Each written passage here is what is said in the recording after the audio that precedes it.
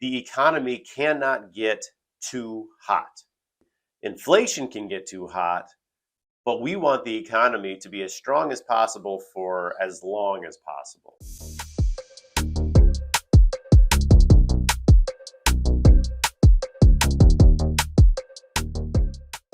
Hey everybody, I hope you had a good summer. Our family certainly did, but as two of our kids started school this week, it feels like summer is definitely winding down. And with that, I'll get back to more regular commentaries.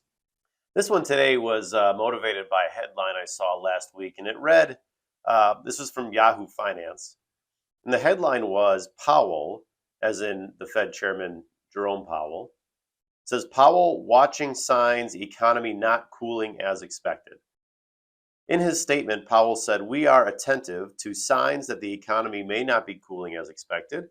Additional evidence of persistently above-trend growth could put further progress on inflation at risk and could warrant further tightening of monetary policy."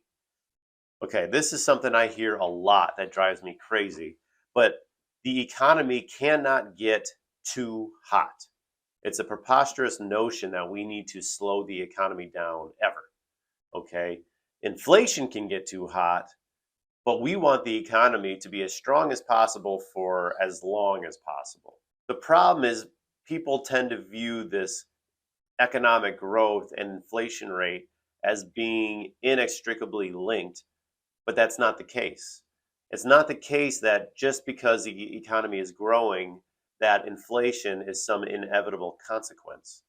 Sometimes, yes, inflation can be strong simultaneously while the economy is growing, and vice versa, honestly. But this is not common. That's more of a modern era phenomenon. Throughout history, it's actually been just the opposite. So in the 20th century, there were over 24 instances of hyperinflation. And in every single one of those circumstances, the economy was a weak economy. Some of the more well-known examples are Weimar Republic Germany, Hungary, Zimbabwe. More recent examples are Venezuela and Turkey. Meanwhile, the periods of strongest growth throughout history were actually accompanied by very low inflation, no inflation, or even deflation. This is because a truly strong economy is growing as a result of technological innovation that makes our labor more productive. So as a worker, I'm going to be more productive if I have better technology at my disposal. This makes economic goods more plentiful while also making them simultaneously cheaper. So as long as the money supply is constant or not growing as fast as the supply of goods in the economy, the aggregate price level will actually be dropping in that period.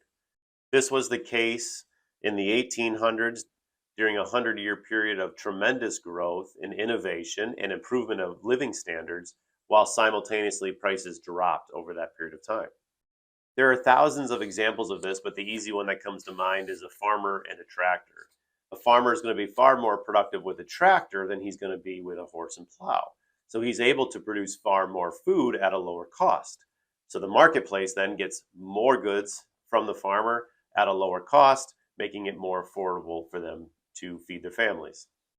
This also allows the farmer to make more money than he would otherwise, and it also frees up labor to create and work in other new industries, which in turn develop new products and services that also make our lives better and easier, and further frees up more people for other new industries, and the cycle continues.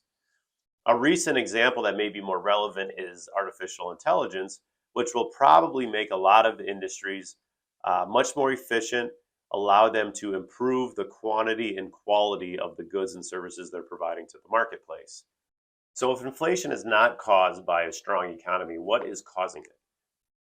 And ultimately, it has to do with the money supply. And I've talked about this in prior commentaries. But if the money supply is increasing and the supply of goods and services in the economy are not increasing as fast, that is a formula for inflation because we have more money chasing relatively fewer goods. Vice versa, if the money supply is dropping and the goods and services in the economy are increasing, that's going to reduce the aggregate price level across the entire economy. So inflation has more to do with the money supply and the supply of goods and services than it does just by a feature of the economy growing per se. And this is what happened during the COVID lockdowns. We shut down the economy, we shut down the supply chains, less goods and services were being produced, while simultaneously we were printing trillions of dollars to fund stimulus programs, and that got injected into households. So we had trillions more money chasing fewer goods and services. So inevitably, we're going to get inflation as a result of that. The opposite situation was that the money supply is falling and goods and services are increasing. So now we have less money chasing more goods and services, and that would be deflationary. And that's why we've seen inflation go from 9% last year and continue to fall ever since to around 3% or so, which is where it stands today. So what we see is a strong economy is actually naturally deflationary for the reasons I mentioned before. Meanwhile, central bank intervention is naturally inflationary. So there's this constant battle between inflationary forces and deflationary forces. And they're always kind of battling it out. And that balance between money supply and goods and services will kind of dictate what those price levels do. So what I want you to take away from this is to question it when you hear a pundit or an economist or a policymaker or a politician, bureaucrat, or anyone say the economy is too hot. We must slow the economy down. The economy can never be too strong. It cannot run too hot. Ideally, we want the economy to be growing as fast as possible at all times. If there's inflation simultaneously with economic growth or economic activity, it's probably because the Federal Reserve or central banks around the world injected a bunch of money into the system.